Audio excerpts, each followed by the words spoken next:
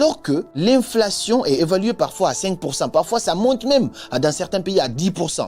Donc, quand tu laisses ton argent à la banque, non seulement tu ne gagnes pas d'intérêt parce que les 600 € de plus que tu as eu, tu as l'impression que tu as eu de l'argent. Non, mais l'inflation est évaluée à 5%. Toi, tu as gagné 2% de ton capital. Donc, tu perds 3% chaque année. Ça ne veut pas dire qu'il ne faut pas laisser de l'argent à la banque. Moi, je vous le dis, il faut épargner.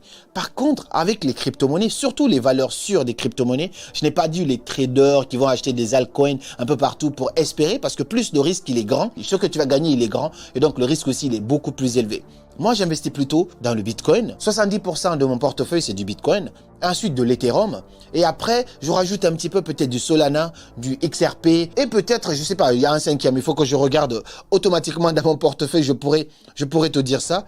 Ouais, c'est ça, j'ai du Solana. En fait, j'ai que les 4 d'ailleurs. J'ai que les 4 dans mon portefeuille. Uniquement des trucs solides. Et les 30%, je vais diversifier ça sur des altcoins. C'est un peu comme ça que j'ai décidé d'investir. Donc, quand tu es sur un truc comme ça, on ne sait pas à quel moment ça peut exploser. Mais lorsque ça explose, au moins ton argent que tu auras déposé a des chances de monter, tout comme ça a aussi des chances de descendre. Mais là, tu es au moins dans quelque chose qui peut t'aider à gagner 10%, 20% de ce que tu auras épargné, alors qu'à la banque, tu ne dépasses jamais les 2%. Parfois, c'est 1,5% qu'on va te donner sur ton épargne que tu vas garder là.